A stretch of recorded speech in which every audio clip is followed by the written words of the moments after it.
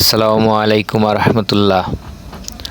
প্রধান আলোচ্য বিষয় কোরআন, হাদিস ও জ্যোতির্বিজ্ঞানের আলোকে বিশ্বব্যাপী একই তারিখে ও বারে সাওম ঈদ পালন করা ইসলামে খুবই জরুরি। ৮ নম্বর পর্বে শুনতে পাবেন। ১. কুরাইবের হাদিস দেশে দেশে সাওম ঈদ পালন করতে বলে না, অথচ বায়তুল মোকাররমের মসজিদের খতিব মুফতি আব্দুল মালেক সহ অধিকাংশ আলেম এটাকে অন্যায়ভাবে দেশে দেশে সাওম ঈদ পালনের অকাট্য দলিল মনে করেন। এ ভুলের কারণগুলো বিস্তারিত শুনুন। ২. বাংলাদেশের আলেমগণ হাদিসের হুকুমকে অমান্য করে হেলালের পরিবর্তে চাঁদ দেখে একদিন পরে মাস শুরু করেন। এমনকি দেশের বাহিরে থেকে হেলাল দেখার খবর পেয়েও তারা সেটা গ্রহণ না করে মানুষের সাওম ঈদ নষ্ট করে যাচ্ছেন। ৩. সূরা তাওবার ৩৬ নং আয়াতে আল্লাহ তাআলা বলেছেন যে আকাশসমূহ এবং পৃথিবীর সৃষ্টির দিন থেকে তার বিধানে মাসের সংখ্যা ১২। আবার ৩৭ নং আয়াতে বলা হয়েছে যে মাসকে পিছিয়ে দেয়া কাফেরদের কাজ, অথচ বাংলাদেশের আলেমগণ একদিন পরে মাস শুরু করে এই হারাম কাজটা নির্দ্বিধায় করে যাচ্ছেন। আলোচনা করবেন আন্তর্জাতিক খ্যাতিসম্পন্ন বক্তা, লেখক ও দীর্ঘ ২৪ বছরের গবেষক ইঞ্জিনিয়ার মোহাম্মদ এনামুল হক, মহাসচিব হিজরি ক্যালেন্ডার বাস্তবায়ন পরিষদ বাংলাদেশ।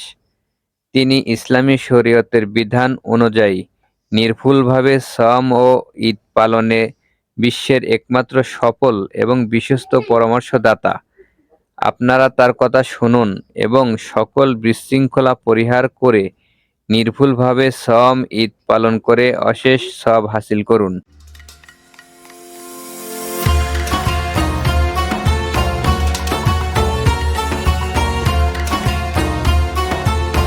নাহমাদু ওয়া নুসাল্লি আলা রাসূলিল কারীম ওয়া আম্মা বা'দ আউযু বিল্লাহি মিনাশ শাইতানির রাজীম বিসমিল্লাহির রহমানির রহিম। উপস্থিত শ্রোতা দর্শক মণ্ডলী, আসসালামু আলাইকুম ওয়া রাহমাতুল্লাহি ওয়া বারাকাতুহু। আজকে ৮ম পর্ব চলছে ইনশাআল্লাহ। বিষয়টা হচ্ছে কুরাইবের হাদিস। এই কুরাইবের হাদিস দুটো শহরের ঘটনা, সেটাকে বাংলাদেশের আলেম সমাজ এটাকে দুটো দেশে দেশ বলে ফতোয়া দিয়ে থাকেন এবং এই হাদিস দিয়ে তারা প্রমাণ করেন যে রাসূলুল্লাহ সাল্লাল্লাহু আলাইহি সাল্লাম দেশে দেশে চাঁদ দেখে দেশে দেশে ঈদ করার কথা, রোজা এবং ঈদ পালন করার কথা বলেছেন। নাউজুবিল্লাহ মিন যালিক। আমি যা দেখেছি এত বছর যাবৎ অধ্যয়ন করে, এই হাদিসে সেই কথা নেই।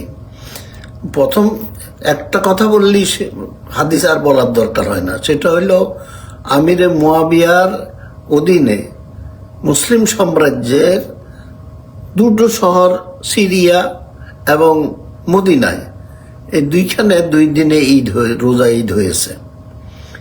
এই ঘটনাকে আমাদের দেশে আলেমগণ মানে দেশে দেশে ২ রাষ্ট্র মনে করে দেশে দেশে রোজা ঈদ পালন করার ফতোয়া দিয়ে যাচ্ছেন। ঘটনা কি আর ফতোয়া দিচ্ছেন কি, আপনারা সেটা বিবেচনা করবেন।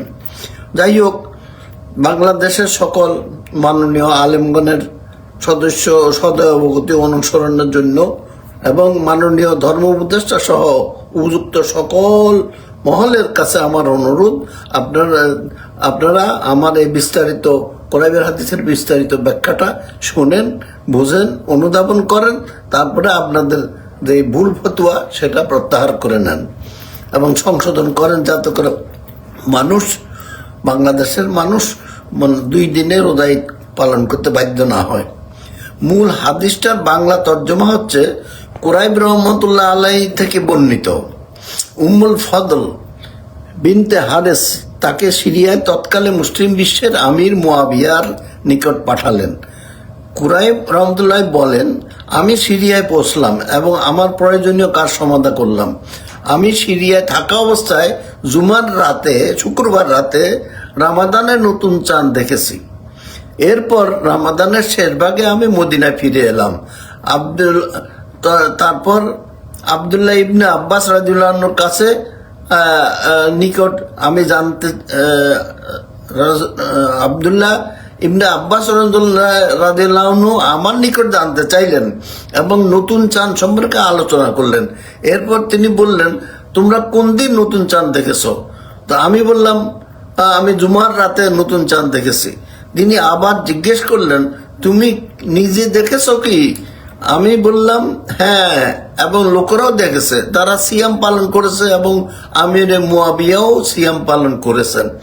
তিনি বললেন, আমরা কিন্তু শনিবার সন্ধ্যায় নতুন চাঁদ দেখেছি, অর্থাৎ সিরিয়ায় শুক্রবার সন্ধ্যায় দেখেছে এবং মদিনায় শনিবার সন্ধ্যায় দেখেছে। তখন অতএব আমির মুয়াবি বললেন, আমরা সিয়াম পালন করতে থাকবো শেষ পর্যন্ত 30 দিন পূর্ণ করব, অথবা এর আগে যদি আমরা হেলাল দেখি তাহলে তার আগে ঈদ পালন করব। তখন কুরাইব রহমতুল্লাহ বললেন যে মুয়াবিয়ার চাঁদ দেখা, মুয়াবিয়া রাদিয়াল্লাহু আনহুর চাঁদ হেলাল দেখা এবং সিয়াম পালন করা আপনার জন্য যথেষ্ট নয় কি? তখন ইবনে আব্বাস রাদিয়াল্লাহু আনহু বললেন যে না, যথেষ্ট নয়, কেননা রাসূল সাল্লাল্লাহু আলাইহি সাল্লাম আমাদেরকে এরূপ করার জন্য নির্দেশ দিয়েছেন। এখানে রাসূল সাল্লাল্লাহু আলাইহি সাল্লামের কোনো বক্তব্য নাই। তো তবুও ইবনে আব্বাস রাদিয়াল্লাহু আনহু এটা রাসূল সাল্লাল্লাহু আলাইহি সাল্লামের উপরে বর্তালেন বা এটা ওনার রেফারেন্স দিলেন এই কারণে, তৎকালে এই ঘটনাটা ঘটেছিল রাসূলের ওফাতের 30 থেকে 35 দিনের পরে, 35 বছর পরে। তাই তখন যোগাযোগের অভাবে যখন যে দেশে হেলাল দেখা গেছে তখন সেই দেশে রোজা ঈদ করা হয়েছে ওইভাবে। এই নিয়ম অনুযায়ী ইবনে আব্বাস, যেহেতু কুরাইব রহমতুল্লাহ আলাইহির রোজার মাসের হেলাল দেখার সাক্ষী, উনি তো ঈদের চাঁদের সাক্ষী না। তো অতএব এই ইবনে আব্বাস রাদিয়াল্লাহু আনহু এটা গ্রহণ করেননি। আচ্ছা, 2 দিনে ঈদ করেছেন, এটা তখনকার জন্য সঠিক ছিল।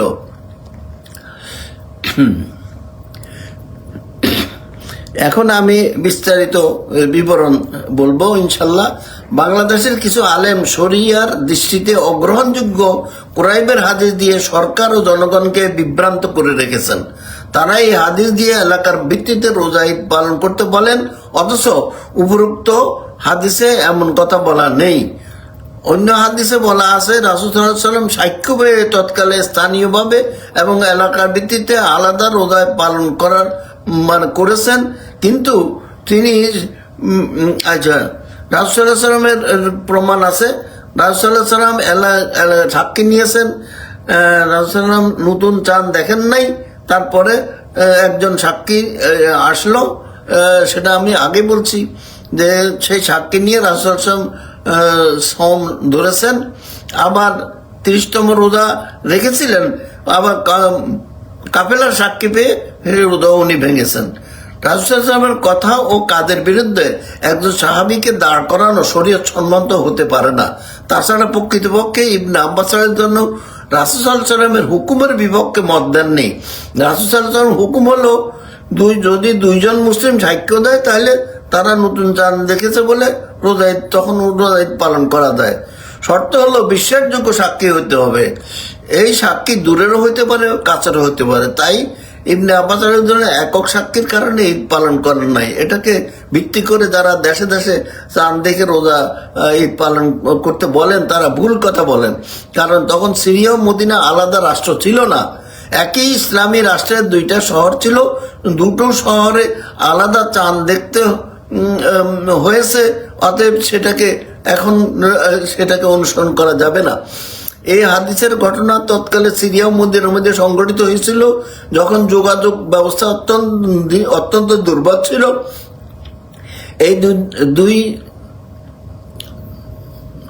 এই দুই এলাকার আলেমগণ হাদিসটা বাংলাদেশের চাইতে বেশি ভালো জানেন, কিন্তু বিশ্বের তড়িৎ ব্যবস্থা প্রতিষ্ঠিত হয়ে যাওয়া শরীয়ত সম্মতভাবে দুই দেশে আদিম যুগ পরিহার করে বর্তমানে একই দিনে রোজা ঈদ পালন করে যাচ্ছেন। এলাকার ভিত্তিতে করতে হলে নিশ্চয় তারা এটা করতেন। বাংলাদেশের সম্মানিত আলেমগণ এই ভুল পথ অনুসরণ করছেন কেন তা বোঝা খুব কঠিন। গুরাইবের হাদিস চার মাযহাবের কোনো ইমামই গ্রহণ করে নয়। আমাদের দেশের আলেমগণ চার মাযহাবের বাইরে নয়, অতএব তারা চার মাযহাবের বাইরে কোনো মত দিতে পারেন না। জেনে শুনে এই ভুল সিদ্ধান্ত চাপিয়ে দেওয়া ঠিক হচ্ছে না, বিশেষ করে যেখানে বিশ্বের 90% মানুষ গ্র্যান্ড মুফতিরা আগের দিন রোজা ঈদ পালন প্রথম দিনে রোজা ঈদ পালন করতেছেন, সেখানে আমরা কেন একদিন পরে করতে যাব? কুরাইবের হাদিসের আরো অনেকগুলো ত্রুটি বিচ্যুতি আছে, সেটা শরীয়তের দৃষ্টিতে তাই গ্রহণযোগ্য নয়। কারণ রাসূলুল্লাহ সাল্লাম কাউলি মারফু হাদিসে বিপক্ষে কুরাইবের এই মওকুফ হাদিসের অসমাপ্ত বর্ণনা হাদিসের গ্রহণযোগ্য না। বাংলাদেশের আলেমগণ এটা বুঝেন না কেন? দেশে দেশে চাঁদ দেখে রোজা ঈদ পালনের কথা রাসূল সাল্লাল্লাহু আলাইহি ওয়াসাল্লাম কোনো হাদিসে নেই। আছে নতুন চাঁদের কথা, তিনি তোমরা কথা দিয়ে উম্মতে মুহাম্মদকে বুঝিয়েছেন। এটা শুধু বাংলাদেশেই থাকে না, সারা পৃথিবীতে থাকে। তাই নতুন চাঁদ মুসলিম উম্মার যে কোনো দুইজনে দেখলেই হবে। বাংলাদেশের আলেম এবং ইসলামিক ফাউন্ডেশনের কথা হলো বাংলাদেশের আকাশ সীমার মধ্যে প্রতি মাসে চাঁদ দেখতে হবে।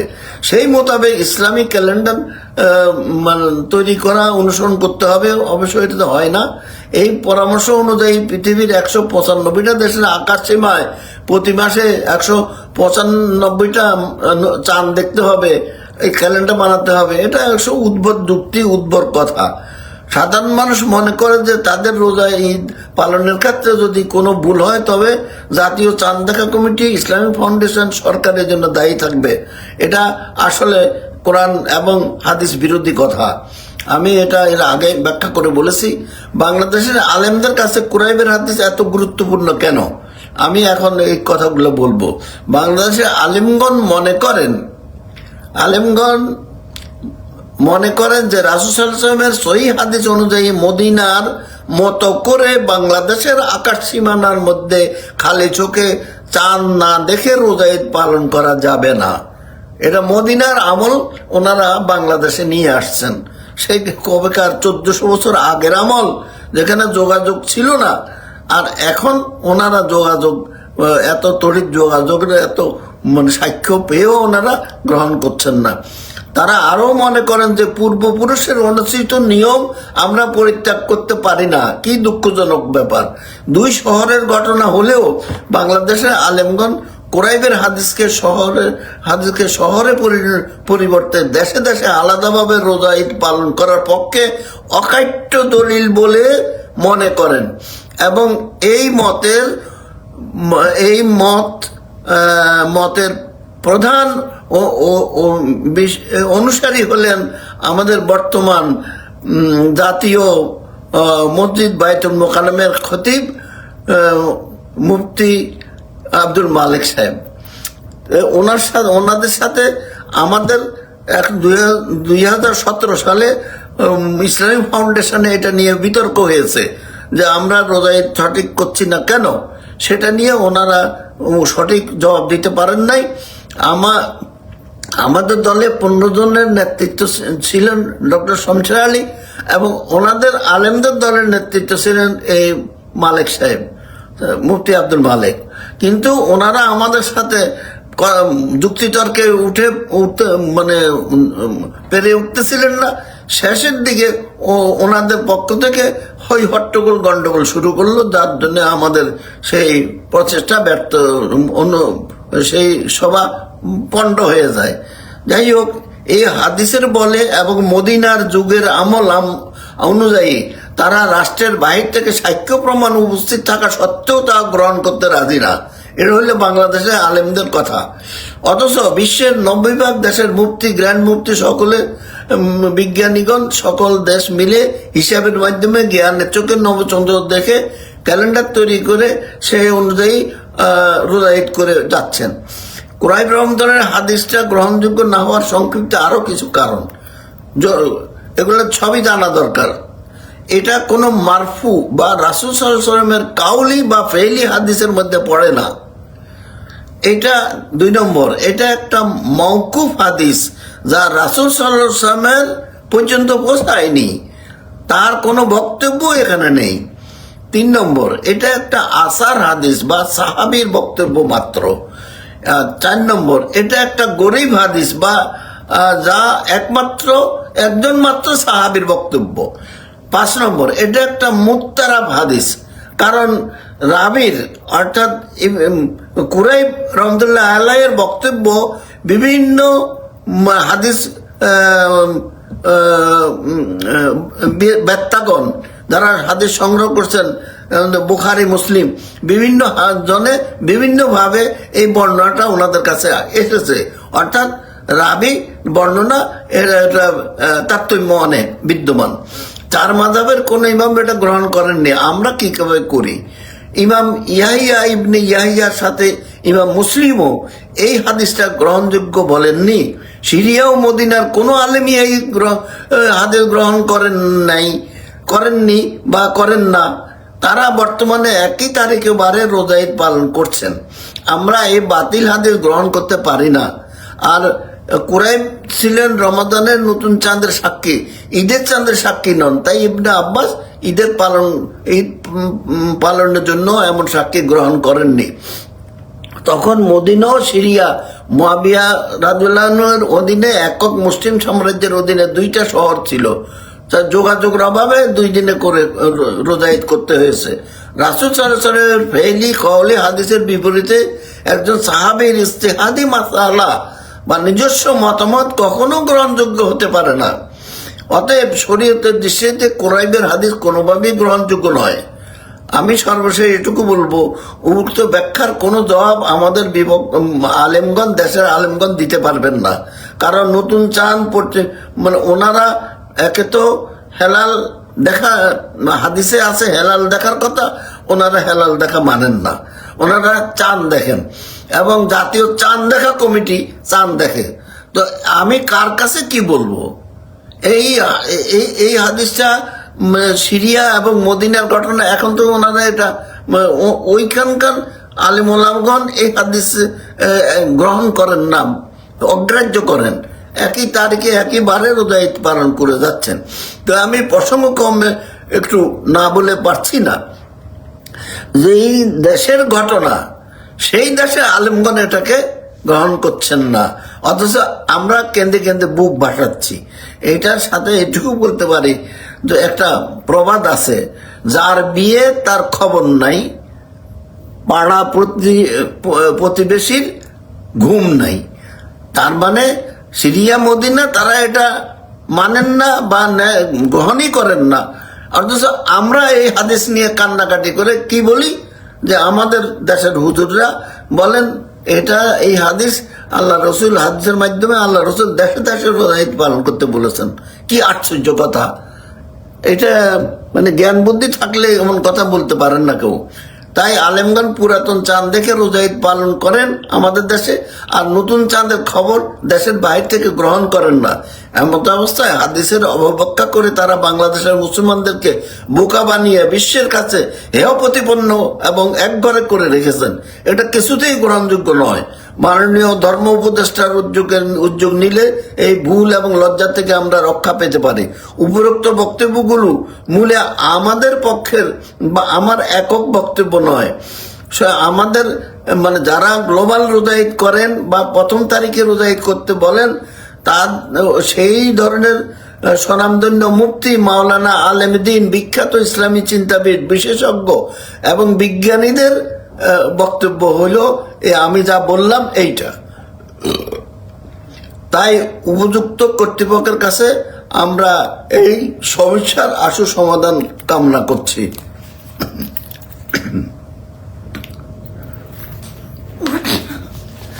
এইবার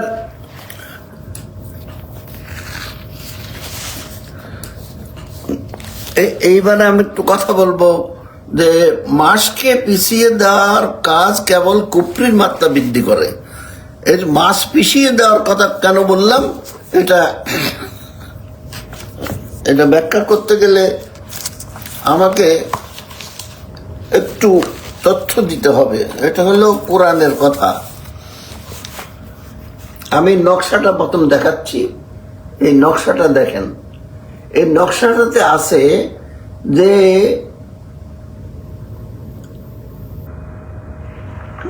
নকশাতে আছে বেলা 1টা বাজার যেখানে শেষ বাম দিকে ঠিক সেই জায়গায় 2টা বাজা শুরু হয়। তারপরে 1 তারিখের যেখানে শেষ ঠিক সেই জায়গার থেকে 2 তারিখের সেখানে শুরু। শুক্রবারের যেখানে শেষ ঠিক সেই জায়গার সাথে সাথে শনিবার সেখানে শুরু হয়। রমজান মাসের যেখানে শেষ শাওয়াল মাস সেখান সাথে সাথে শুরু হয়। এই যে 4টা কথা বললাম সবই সময়ের সাথে সম্পর্কযুক্ত। এখানে বেলা 1টা বাজার শেষ হয়ে গেলে 2টা শুরু হয়ে যায়, মাঝখানে কোনো গ্যাপ থাকে না। 1 তারিখ যেখানে শেষ হয় 2 তারিখ সেখানে শুরু হয়ে যায়। আবার শুক্রবার যেখানে শেষ হয় শনিবার সেখানে শুরু হয়। রমজান মাস যেখানে শেষ হয় শাওয়াল মাস সেখানে শুরু হয়, মাঝখানে তো কোনো গ্যাপ থাকতে পারে না। তো এখন আমরা কি মনে করি, যেহেতু হেলাল মানে পুরাতন চাঁদ ছোট হয়ে অমাবস্যায় ঢুকে দেয়, তারপরে আবার অমাবস্যা থেকে 1-1.5 দিন পরে আমার পৃথিবীতে আবার দেখা যায়। তা আমরা মনে করি এই অদেখা সময়টা মাসের কোনো অংশ নয়। এটা কি করে সম্ভব? অর্থাৎ আমি যেটা বলতে চাচ্ছি, এই যে কয়টা উদাহরণ দিলাম প্রত্যেকটা সময়ের ব্যাপার। এখন সাধারণভাবে আমরা তো ঘড়ি দেখে বুঝি 1টা বাজার যখন শেষ হয়ে যায় 2টা তখন শুরু হয়ে যায়। এটা দেখি চোখে দেখি, তাই বিশ্বাসও হয়, এতে সমস্যা হয় না। 1 তারিখ শুক্রবারে যেখানে শেষ শনিবার সেখানে শুরু, রমজান মাসে যেখানে শেষ শাওয়াল মাসে সেখানে শুরু, নতুন চাঁদ বলেই দেয় আমাদেরকে, মাঝখানে তো গ্যাপ থাকে না। এখন পুরাতন মাসের পুরাতন চাঁদ যেখানে শেষ হয় অমাবস্যার মাঝখানে, সেইখানে নতুন মাসের নতুন চাঁদ শুরু হয়। এটা হলো কোরআনের হেলাল, যেটা অদেখা, যেখানে যার কারণে এটা দেখা যায় না। এটাকে ইংরেজিতে অ্যাস্ট্রোনমিক্যাল নিউমন বলে। আর এই পয়েন্টটাকে আমি বলি চাঁদের জন্য 0 পয়েন্ট, অর্থাৎ চাঁদের আলোটা ওখানে শেষ হয়ে যায়, শূন্য হয়ে যায়, সাথে সাথে আবার নতুন আলো ওখানে দেখা দেয়। সেই আলো বাড়তে বাড়তে পৃথিবীতে 12 ঘন্টা পরে দেখা যায়। এখন এইটার আর একটা মজার কথা আপনাদেরকে শোনাবো আজকে। সেটা হইল এই যে 12 ঘন্টা পরে দেখা যায়, এটা কোরআনের হেলাল। হ্যাঁ, 12 ঘন্টা পরে বড় হতে হতে 12 ঘন্টা পরে পৃথিবীর থেকে প্রথম খালি চোখে দেখা যাবে। 12 ঘন্টার বড় হইতে পারে, 15-16 ঘন্টা হয় কোনো কোনো সময়। আচ্ছা, এখন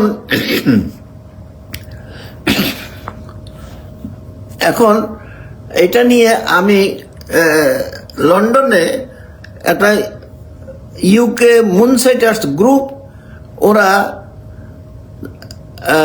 চাঁদ দেখে হিজরি ক্যালেন্ডার বানাবার জন্য অনেক চেষ্টা করছে। আমার কয়েক সপ্তাহ ধরে তাদের সাথে অনেক ঝগড়াঝাটি হয়েছে বলবো এক কথায়।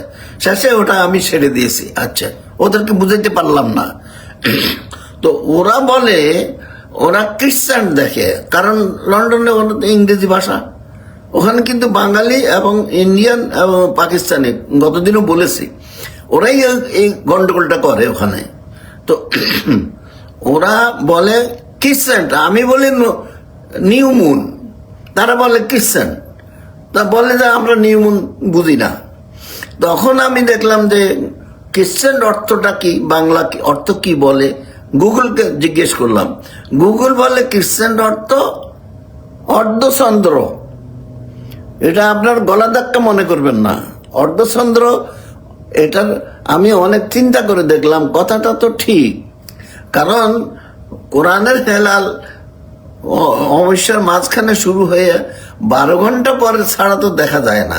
সেই জন্য 24 ঘন্টায় একদিন হলে 12 ঘন্টা পরে যেই হেলাল দেখা গেল সেটা তো আধা দিনেরই হেলাল। এই জন্যে এটাকে অর্ধচন্দ্র খ্রিস্টানটার বাংলা হলো অর্ধচন্দ্র, এবং ওনারা সে অর্ধচন্দ্রই দেখে রোজা ঈদ করেন।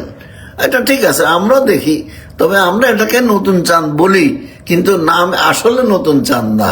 এটা হলো যে ওজনের কারণে ওটাকে নতুন চাঁদ বলতে হয়, সেটা দিয়ে মাস শুরু করি। আচ্ছা, এখন আমি যে নিউ মুন ওনাদেরকে বলতেছিলাম, তো গুগলকে জিজ্ঞেস করলাম নিউ মুনের অর্থ কি বাংলা। তো নিউ মুনের অর্থ বলে অমাবস্যা।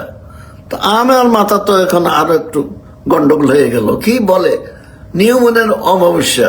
তো যেহেতু আমি এই কোরআনের হেলাল এবং এই যে নকশা, এই নকশা দিয়ে আমি এটা তো নকশার থেকে আমরা সাধারণ জ্ঞানটা প্রথম আপনাদের বুঝালাম।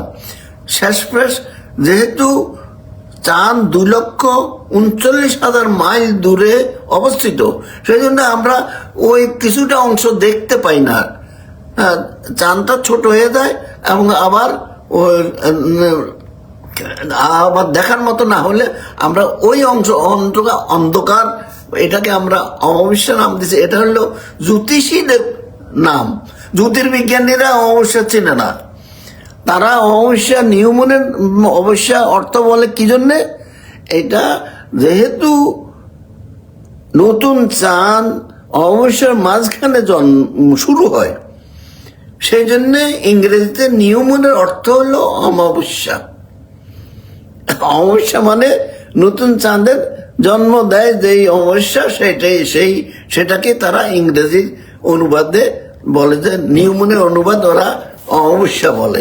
তো আমি এগুলা যেহেতু এত বছর ধরে চিন্তা গবেষণা করছি, সেই জন্য এই নিয়ে আমার মানে কি বলবো, সেই জন্য এটা আমার বুঝে আসে, আমি বুঝে ফেলছি, আর অন্যরা হয়তো পারবেন না, পারারই কথা। এখন আমি যে কথাটা বলছিলাম সেটা হইলো মাসকে পিছিয়ে দেওয়া। তো এটা তো বেশি কথা বলার দরকার নেই। বাংলাদেশ তো একদিন পরে শুরু করে, তো একদিন পরে শেষ করবে। তো এটাই তো মাসকে পিছিয়ে দেওয়া। যে আল্লাহ তাআলা কোরআনে কি বলছেন, বলছে প্রথম নিশ্চয়ই এটা সূরা তওবার 36 নম্বর আয়াতে আমরা জানি যে আল্লাহ তাআলা বলছেন, নিশ্চয়ই মাস সময়ের সংখ্যা আল্লাহর কাছে 12 সুনির্দিষ্ট রয়েছে আল্লাহর কিতাবে, সেই আল্লাহর মানে আসমান জমিনের সৃষ্টির দিন থেকে। তার মধ্যে 12টা মাসের মধ্যে 4টা মাস হচ্ছে সম্মানিত মাস, অর্থাৎ হারাম বলা হয় সম্মানিত, এখানে যুদ্ধ করার নিষেধ। সেটা হলো মুহররম, রজব, জিলকাদ এবং জিলহজ, এই 4টা মাস। এটি আল্লাহ বলছেন এটি আমার সুপ্রতিষ্ঠিত বিধান। সুতরাং এই মাসগুলোর ব্যাপারে তোমরা মানে নিজেদের প্রতি জুলুম করো না, আর তোমরা যুদ্ধ করবে মুশরিকদের সাথে সমবেতভাবে, যেমন তারাও তোমাদের বিরুদ্ধে সমবেতভাবে যুদ্ধ করে। আর জেনে রেখো নিশ্চয়ই আল্লাহ রয়েছেন মুত্তাকিদের সাথে। এরপর 37 নম্বর আয়াতে বলছে, এই মাসকে পিছিয়ে দেওয়ার কাজ তো শুধু কুফুরের মাত্রা বৃদ্ধি করে, যার ফলে কাফেরদেরকে গোমরা করা হয়েছে। কোন বছর তারা এই হারাম মাসকে হালাল করে নেয় এবং কোন বছর হারাম মনে করে, যাতে তারা সংখ্যা পূর্ণ করতে পারে সেই মাসগুলো যাকে আল্লাহ হারাম করেছেন। তারপর তারা হালাল করে নেয় সেই মাসগুলোকে যাকে আল্লাহ হারাম করেছেন। তাদের মন্দ কাজগুলোকে তাদের জন্য সুশোভন করা হয়েছে। আল্লাহ কাফের লোকদের হেদায়েত করেন না। এই যে বলল তারা হালাল করে নেয় হারাম মাসকে হালাল করে, এটা পুরনো দিনের সেই তৎকালের ইতিহাস যদি কেউ না জানেন তাহলে এটা ব্যাখ্যা দিতে পারবেন না। আমি আলহামদুলিল্লাহ আমি ইতিহাসটা জানি, সেই জন্য বলতে পারছি। রাসূল সাল্লাল্লাহু আলাইহি ওয়াসাল্লাম যুগে এই যে হেলাল বা হিজরি মাস এবং বছর যেভাবে গণনা করা হতো, তার সাথে তখন তো ইংরেজি মানে সৌর ক্যালেন্ডারও বা ইংরেজি মাস বছরও গণনা হতো। তখন কাফেররা বুদ্ধি করলো যে ইংরেজি বছরের সাথে হিজরি বছরের একটা মিল রাখা দরকার, যেহেতু হিজরি বছর প্রতি বছর ইংরেজি বছরে 11 দিনের মতো এগিয়ে আসে। তারা এটা ঠিক করছে একটা দুইটার সাথে সামঞ্জস্য বিধান করবে। দুঃখিত। তো এই বুদ্ধি করে তারা ঠিক করলো একটা অতিরিক্ত মাস, অর্থাৎ 12 মাসের জায়গায় 13 মাসে বছর তারা ধরতো। এখন একটা মাস যে অতিরিক্ত যোগ করলো, এটা তো ইয়েতে হিজরি মাস বা রাসূল সাল্লাল্লাহু আলাইহি ওয়াসাল্লাম ইয়েতে নিয়মে ছিল না। তারা এটা করছে অন্য বুদ্ধিতে, যেমন মুহররম মাস হারাম, যুদ্ধ করা যাবে না। তারা বুদ্ধি করলো যে প্রথম মাসটা আমরা করব অতিরিক্ত মাস, 13 একটা মাস অতিরিক্ত, বাকিগুলো 12। তাহলে প্রথম মাসটা ছিল মুহররম, যেটা ছিল যুদ্ধ করা যাবে না। সেখানে তারা এই অতিরিক্ত মাসটা যোগ করে দিয়ে এই অতিরিক্ত মাসে যুদ্ধ করা যাবে না, এর পরের মাস মুহররম মাসে তারা তখন বললো যে আমরা এই মাসে যুদ্ধ করব। তো এই কথাই আল্লাহ এখানে বলছেন। আল্লাহ এই জন্যে এটাও বলছেন যে মাসের সংখ্যা 12 কেন বললো, যে এই মুশরিকরা 12 মাসকে 13 মাস করে সৌর ক্যালেন্ডারের সাথে মিল রাখতে গিয়ে এই বদমাইশিটা করছিল, যার জন্যে আল্লাহ তাআলা বলছেন, পরিষ্কার বলে দিয়েছেন, এই যে 13 মাস এটা চলবে না, 12 মাস, মাসের সংখ্যা 12, এটাই আমার বিধান, এর বাইরে 13 করা যাবে না। তো আমি যেহেতু এই ইতিহাসটা জানি, সেজন্য আপনাদেরকে আমি বলতে পারলাম মাসের এই মাসকে পিছিয়ে 12 থেকে 13 করা যাবে না, এটা আল্লাহ বলে দিয়েছেন এই 36 নম্বর আয়াতে। আর আর মাসকে পিছিয়ে দেওয়ার কথা, সেটাও আমি আপনাদেরকে মানে আগেও বলেছি, এখন আবার বলি, একদিন পরে মাস শুরু করলে একদিন পরে শেষ হয়, তাহলে এই মাসটা পিছিয়ে গেল না। এই কোরআন শরীফে আল্লাহ তাআলা পরিষ্কার বলে দিয়েছেন, এই মানে মাসকে পিছিয়ে দেওয়া এটা কুফরি কাজ। আমাদের দেশের হুজুরা এই কুফরি কাজটা কেন করতেছেন আর মানুষের রোজা ঈদ নষ্ট করতেছেন? আমি খুবই দুঃখিত। দয়া করে ওনাদের কাছে আমার জোড়হাতে অনুরোধ জানাই, আপনারা দয়া করে এই ভুল কাজটা আর করেন না, মানুষের রোজা ঈদ নষ্ট করেন না। আমি এই কথা বলে আজকের জন্য শেষ করছি। ও আখির দাওয়ানা আলহামদুলিল্লাহ রাব্বিল আলামিন, সুবহানাল্লাহ, আলহামদুলিল্লাহ, লা ইলাহা ইল্লাল্লাহু, আল্লাহু আকবার। আসসালামু আলাইকুম ওয়া রাহমাতুল্লাহি ওয়া বারাকাতুহু।